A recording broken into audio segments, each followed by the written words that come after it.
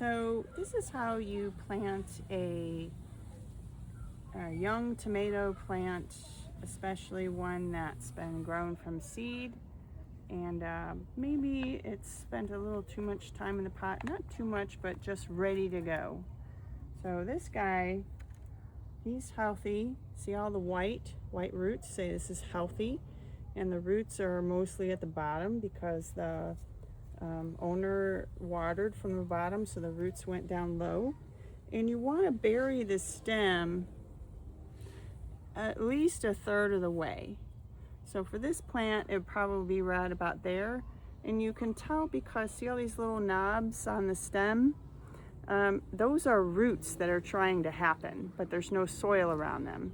So a tomato plant will generate more roots all along the stem as deep as you bury it.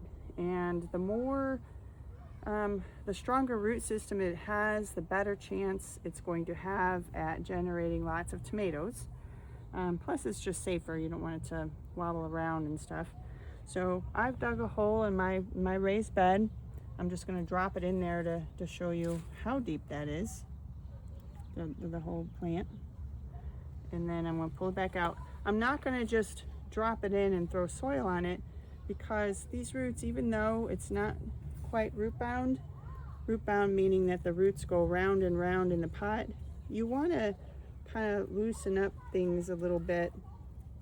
Just kind of tease them gently so that the root ends will start to stand out a little bit. That way they'll break the cycle of going in the same direction as they were in the pot. You know, and so I usually start from the top. It's the easiest, and kind of loosen it, and then I kind of work my way down a little bit,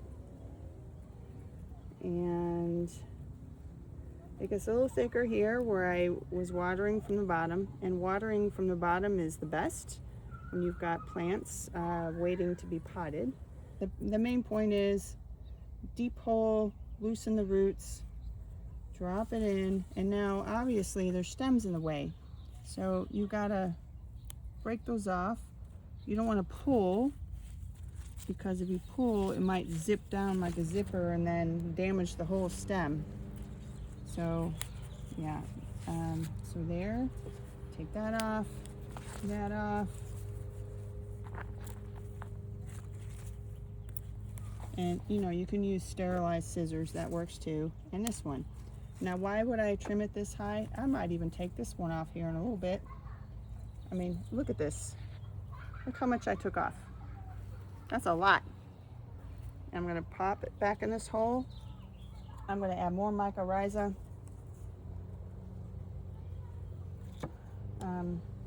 And I'm going to gently backfill so it doesn't knock the mycorrhiza off of the roots, because mycorrhiza works in symbiosis with the roots only if it can contact the roots.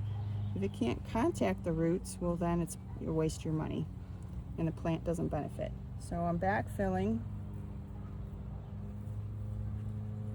and so that once tall plant is going to now look very short in comparison.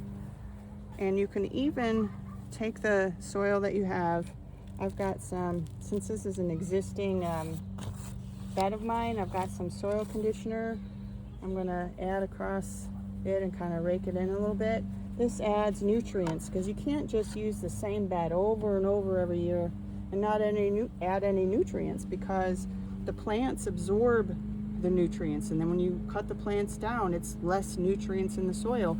So it has to be replaced. Soil is like a living organism. So you got to constantly replace it with healthy stuff. We'll talk about that in another video. But here I go. And I can even mound it if I wanted to, which I will, because I don't have enough soil in here as I would like. And it's going to develop roots from here on down, and maybe even more nodules up here. But at this point, I've buried half the stem. And it's going to be a very happy Cherokee purple. Now, we don't want to have, you know, when we fill it in and all this stuff, there's two things. We don't want to have the leaves touching the ground. Even if it's in a raised bed, there are pathogens in the soil. They just are. and you don't want it touching the soil. So otherwise it's more prone to disease. So I just kind of pinch those off. And then at some point, you know, as it continues to get taller, I'm going to break this one off and probably this one. Now, I'm pulling off what's called suckers, these little side shoots. Yes, they make tomatoes. They do. But right now, this plant needs to focus on its roots. It needs to have a strong root system so that it can make the best tomatoes possible. And it can't do that if it's trying to make tomatoes down here.